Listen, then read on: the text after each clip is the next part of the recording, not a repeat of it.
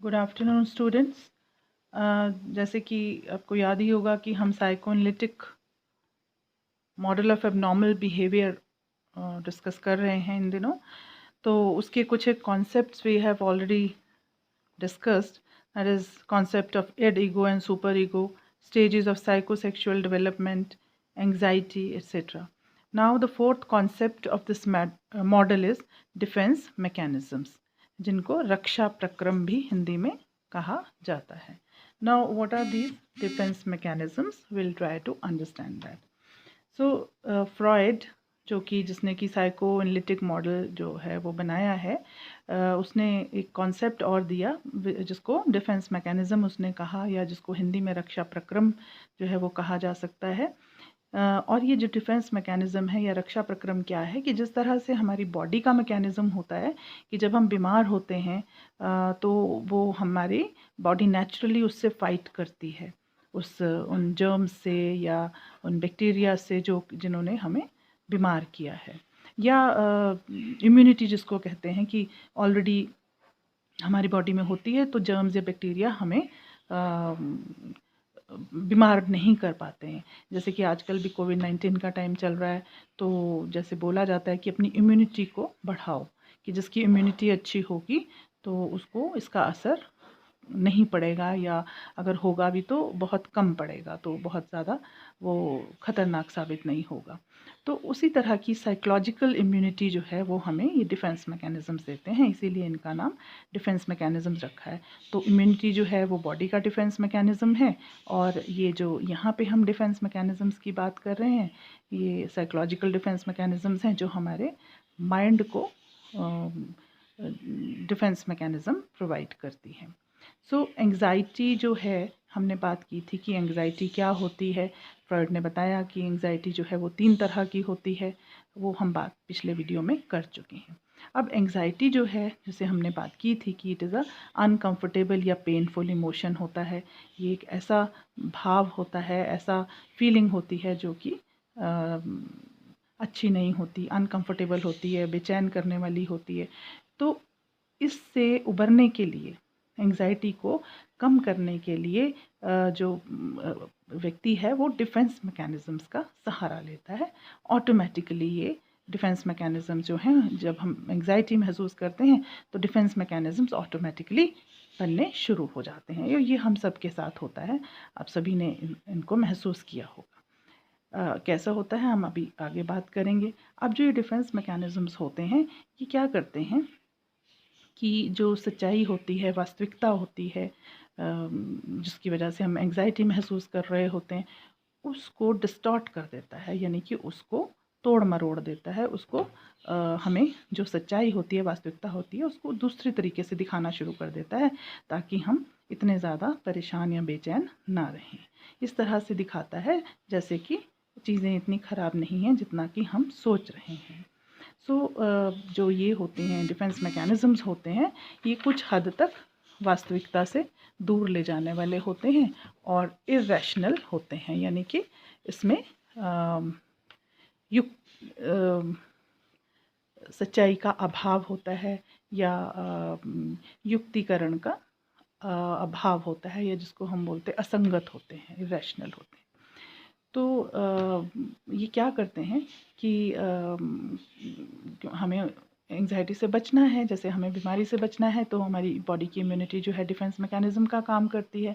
उसी तरह से अब हमें यहाँ एंग्ज़ाइटी की पीड़ा से बचना है तो ये जो डिफेंस मैकेनिज़म्स हैं ये हमें इससे बचाने में हेल्प करते हैं. किस तरह से कि जो वास्तविक सिचुएशन होती है उसको वो थोड़ा सा बेटर बना के हमें दिखाते हैं या महसूस करवाते हैं, लेकिन सच्चाई से ये अलग होते हैं, सच्चाई को थोड़ा तोड़ मरोड़ देते हैं, जिसकी वजह से ये अतार्किक जिसको हम बोलते हैं, ये अतार्किक होते हैं या इर्रेशनल होते हैं. अब कुछ एक जो है डिफेंस मैकेनिज़म्स जो कॉमनली यूज्ड होते हैं, वो उनकी हम थोड़ी बात करते हैं जिससे आपको इसकी अंडरस्टैंडिंग में ज़्यादा हेल्प मिलेगी. और ये जो डिफेंस मैकेनिज़म्स होते हैं ये क्योंकि सच्चाई को तोड़ मरोड़ देते हैं तो हमें बेटर फील होता है और हम लेस एंग्शियस फील करते हैं, जिसकी वजह से हम अपने जीवन में जो हमारे रोज़मर्रा का काम है वो हमारे चलते रहते हैं, या इस तरह से हम अपने जीवन में इनका उपयोग करके आगे बढ़ते रहते हैं। अब ये पहले हम बात करते हैं कि कौन कौन से ऐसे हैं जो कॉमनली यूज डिफेंस मैकेनिज़म्स हैं। बहुत सारे डिफेंस मैकेनिज़म्स हैं और तकरीबन हर व्यक्ति कभी ना कभी इनको यूज़ करता है। कोई किसी को करता है, कोई किसी को, या कोई more than one defence mechanisms भी यूज़ करता है। लेकिन कुछ एक जो कॉमन ली देखे जा सकते हैं, जो अक्सर लोग यूज़ करते हैं, उनकी हम बात यहाँ करते हैं। तो सबसे पहले ऐसा एक डिफेंस मैकेनिज़्म या रक्षा प्रक्रम है जिसको रिप्रेशन बोला जाता है। तो रिप्रेशन या हिंदी में इसको बोलेंगे दमन। अब रिप्रेशन या दमन क्या है कि ये जो मैकेनिज़्म है ये क्या करता है कि जो हमारी अनफुलफिल्ड डिज़ायर्स होती हैं, कुछ ऐसी इच्छाएं होती हैं जो हमारी पूरी नहीं हुई हैं, या हमारी कोई पेनफुल मेमोरीज़ हैं, जो हमारी कोई दुखद यादें हैं या दुखद हमारी मेमोरीज़ हैं, इस तरह की चीज़ों को, या हमारे कोई मानसिक संघर्ष हैं जिसकी वजह से हम परेशान हो सकते हैं या हुए हैं कभी, तो उसको ये सारा जो है कहाँ ये मैकेनिज़्म, डिफेंस मैकेनिज़्म डिप्रेशन जो है कहाँ डाल देता है, अनकॉन्शियस माइंड में डाल देता है। अनकॉन्शियस माइंड में डाल देता है, जो कि हमारे मन का एक स्तर है, जिसकी हम आगे कहीं बात करेंगे अभी नेक्स्ट उस टॉपिक में। तो ये जो है अनकॉन्शियस माइंड में, अचेतन मन में हम हमारे उन सब चीज़ों को डाल देता है जो कि हमारे लिए दुखदाई चीज़ें होती हैं या पेनफुल स्मृतियाँ होती हैं। अब अनकॉन्शियस माइंड में जो चीज़ें चली जाती हैं उनको वो हमें याद नहीं रहती और हम भूल जाते हैं कि हमारे साथ कुछ ऐसा गलत भी हुआ है, या हम ऐसी इच्छाएं हैं जो हमारी पूरी नहीं हुई हैं। ये अनकॉन्शियस में चली जाती हैं और वहाँ हम उनके बारे में भूल जाते हैं, और फिर हम जो है वो इनकी वजह से परेशान नहीं होते, इन चीज़ों की वजह से। तो ये हो गया रिप्रेशन, या जिसको दमन बोलेंगे। देन सेकेंड इज़ रैशनलाइजेशन, इसको युक्तिकरण भी बोला जाता है। तो ये रैशनलाइजेशन या युक्तिकरण क्या मैकेनिज़्म है? इस मैकेनिज़्म में क्या करता है व्यक्ति कि अपने गलत एक्शंस को, गलत बिहेवियर को वो सही साबित करने की कोशिश करता है, और उसके लिए वो अलग अलग तरह से दलीलें देता है या रीज़न्स देता है कि मैंने ऐसा इसलिए किया क्योंकि ऐसा ऐसा करना ज़रूरी था। या अगर कोई सफलता नहीं मिली किसी चीज़ में, तो जो वो कहानी आपने सुनी है कि फॉक्स एंड ग्रेप्स की, कि अंगूर खट्टे हैं, तो मैंने अंगूर इसलिए नहीं तोड़े क्योंकि वो तो खट्टे थे, उसको तोड़ के क्या करना था। तो इस तरह से अपने एक्शंस या बिहेवियर्स को जस्टिफाई या उसको सही साबित करने के लिए अलग अलग तर्क वो व्यक्ति देता है और उसको सही ठहराने की कोशिश करता है। तो वो हो गया रैशनलाइजेशन, और इसकी वजह से भी जो उसमें एंग्जाइटी होती है उन कामों के प्रति, वो जो है कम हो जाती है। तो इस तरह से जब हम अपने आप को, अपनी गलती होने के बावजूद अपने आप को सही ठहराते हैं, तो क्या होता है कि कुछ हद तक हम अपनी चिंता या तनाव को कम कर देते हैं, और कम से कम हम दूसरे लोगों के सामने अपने आप को सही साबित करते हैं, तो उससे हमें बेटर फील होता है। देन प्रोजेक्शन, ये प्रोजेक्शन जो है ये भी एक डिफेंस मैकेनिज़्म है, इसको हिंदी में बोलेंगे प्रक्षेपण। अब प्रोजेक्शन या प्रक्षेपण क्या होता है कि व्यक्ति में खुद में जो कमियां होती हैं या खुद के गलत बिहेवियर के लिए वो दूसरों को ज़िम्मेदार ठहराता है, एक तरह से कि उसमें जो कमियां हैं उनको डिफेंड करने के लिए वो क्या करता है, वो उन कमियों को दूसरों में दिखाता है। उसको कहते हैं ना, नाच ना जाने आंगन टेढ़ा।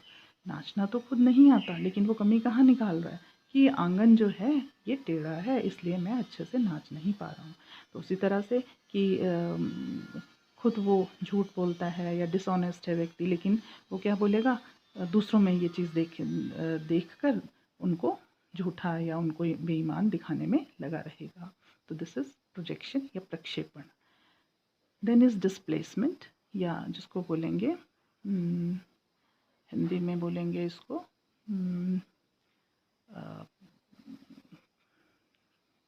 क्या बोलेंगे इसको हिंदी में, इसकी, चलो I give you Hindi word for this letter. Displacement. Displacement होता है एक चीज़ का, हाँ इसका आ गया मुझे याद, दिस इज स्थानांतरण। स्थानांतरण या डिस्प्लेसमेंट का मतलब है कि किसी चीज़ को एक जगह से दूसरी जगह ले जाना।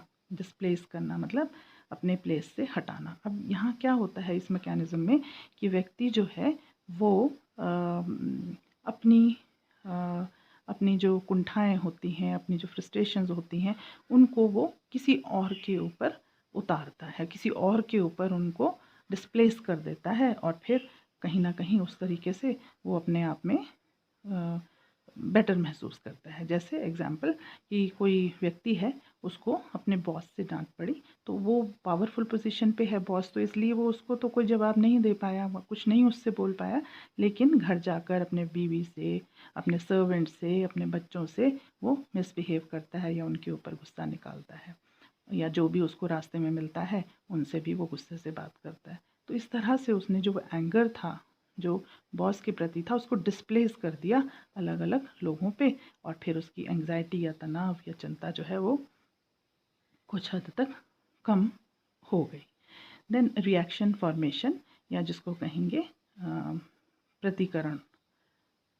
तो प्रतिकरण जो होता है, इसमें क्या होता है कि व्यक्ति जो है जैसा वो चाहता है या जैसा वो अंदर से है, अंदर से जैसी उसकी भावनाएं हैं, उससे वो बिल्कुल उल्टा बिहेव करता है, अपने आप को दूसरों के सामने सही ठहराने के लिए और अपनी सेल्फ एस्टीम को या अपने आत्मसम्मान को बचाने के लिए। तो वो महसूस तो कर रहा है किसी के प्रति कि बहुत ज़्यादा दुश्मनी और घृणा, लेकिन उससे व्यवहार कैसा कर रहा है उस व्यक्ति से दूसरों के सामने, जैसे कि वो उसकी बहुत चिंता करता है, वो उसको बहुत प्यार करता है, एक्सेट्रा एक्सेट्रा। तो रिएक्शन फॉर्मेशन या प्रतिकरण में इस तरह से मैकेनिज़्म होता है। Then is regression. रिग्रेशन को हम कहेंगे प्रत्याहार। प्रत्याहार या रिग्रेशन जो है, उसमें क्या होता है कि व्यक्ति उस तरह से व्यवहार करने लग जाता है जिस तरह से वो कुछ साल पहले किया करता था। मतलब जैसे एक बड़ा व्यक्ति है, वो पीछे, रिग्रेस का मतलब होता है पीछे चले जाना, तो वो बच्चों की तरह व्यवहार करना लग जाएगा, क्योंकि उस तरह से करने में उसको ये लगता है कि वहाँ जब वो बच्चा था तो उसको ज़्यादा प्यार मिलता था, इम्पोर्टेंस मिलती थी, और उसके ऊपर ज़्यादा जिम्मेदारियाँ नहीं थी। तो इसलिए जब भी वो तनाव में या चिंता की स्थिति में होता है तो वो रिग्रेशन करके उस स्थिति में जाने की कोशिश करता है, जिससे कि वो अपने तनावों को कम कर सके, और वो अपने जो बेहतर समय थे ज़िंदगी के, जैसे कि बचपन, जहाँ पर उसके ऊपर बहुत ध्यान दिया जाता था, लाड़ प्यार दिया जाता था, तो बार बार वो उस स्टेज में जाना चाहता है और अपना व्यवहार वो बच्चों जैसा कर लेता है, जिससे कि कहीं ना कहीं उसके तनाव और चिंता में कमी वो महसूस करता है। Then day dreaming. Day dreaming या दिवा स्वप्न देखना, ये भी एक मैकेनिज़्म है। ये तो बहुत कॉमनली यूज़ होता ही है कि instead of facing the realities, बजाय कि वो सच्चाइयों को, जीवन की वास्तविकताओं को, कठिन परिस्थितियाँ अगर जीवन में हैं तो उनको भी बजाय वो फेस करे, उसके बजाय वो अपने ख्याली पुलाव बनाकर या इमेजिनेशन में या सपनों में खोकर जो है वो रहना, जीना शुरू कर देता है, जहाँ पे सब कुछ उसको अच्छी ही अच्छी महसूस होती है, दिखाई देती है। तो इस तरह से व्यक्ति इन कुछ एक कॉमन जो डिफेंस मैकेनिज़म्स हैं, बहुत हैं और भी, लेकिन ये कुछ एक ऐसे हैं जो कॉमनली देखने में आते हैं। तो इनका प्रयोग करके व्यक्ति अपनी चिंताओं को कम करने का कोशिश करता है। अब क्या होता है कि फ्रॉइड ने फिर आगे बताया कि अगर वो इन रक्षा प्रक्रमों या डिफेंस मैकेनिज़म्स का प्रयोग करके अगर वो चिंताओं को कम कर देता है अपनी, तो ठीक है, नॉर्मल रहता है उसका बिहेवियर। लेकिन अगर ऐसा नहीं कर पाता है, वो इनका प्रयोग करके भी या तो वो प्रयोग ही नहीं करता है, या प्रयोग करने के बावजूद भी चिंताएं उसकी कम नहीं होती है, तो एबनॉर्मल बिहेवियर की टेंडेंसी उसमें हो जाती है, क्योंकि एंग्जाइटी उसको फिर एबनॉर्मल बिहेवियर की तरफ पुश करती है। देन दूसरी बात कि एक तो है कि वो इस्तेमाल नहीं कर रहा है व्यक्ति इन चीज़ों का, या इस्तेमाल करने के बावजूद भी उसकी एंग्जाइटी जो है वो कम नहीं हो रही है, तो एबनॉर्मल बिहेवियर हो सकता है। दूसरी बात कि कई बार कुछ व्यक्ति जो है एक्सेसिव यूज़ करना शुरू कर देते हैं, बहुत ज़्यादा इस्तेमाल इन मैकेनिज़म्स का करना शुरू कर देते हैं, जिसकी वजह से भी एबनॉर्मल बिहेवियर की नींव जो है वो पैदा हो जाती है। क्योंकि अब एक्सेसिव यूज़ या ज़्यादा यूज़ करने से क्या होगा, हर चीज़ में वो कोई ना कोई डिफेंस मैकेनिज़्म यूज़ करेगा, हर सिचुएशन में वो कोई ना कोई डिफेंस मैकेनिज़्म यूज़ करेगा, तो उसकी वजह से वो वास्तविकता से दूर दूर दूर होता जाता है, और वो अपने व्यवहार में या अपनी जीवन शैली में कुछ बदलाव लाने के बजाय वो इनका इस्तेमाल ही करता रहता है, और दिनों दिन वो फिर वास्तविकता से दूर होता रहता है, क्योंकि ये डिफेंस मैकेनिज़्म जो है उसको वास्तविकता से दूर करते हैं कुछ हद तक। पर बहुत ज़्यादा इस्तेमाल से ज़्यादा नुकसान है, थोड़े बहुत नुकसान से, थोड़े बहुत इस्तेमाल से ज़्यादा नुकसान नहीं है। जैसे कोई दवाई है, अगर वो लिमिटेड डोसेज में खाई जाए तो वो दवाई है, अगर वो ज़्यादा डोसेजेस में खानी शुरू कर दे पेशेंट तो वो जहर बन जाता है। तो कुछ उसी तरीके से एक्सेसिव यूज़ का होना, या बिल्कुल यूज़ ना होना, या यूज़ करने के बाद भी फ़ायदा ना होना, ये सारी चीज़ें फ्रॉइड ने बोला कि ये कारण बनती हैं एबनॉर्मल बिहेवियर की फाउंडेशन का या नींव का। तो this was all about defence mechanisms. For this video will just finish the discussion here, and put your attendance in the comment box, and then I'll see you in another video.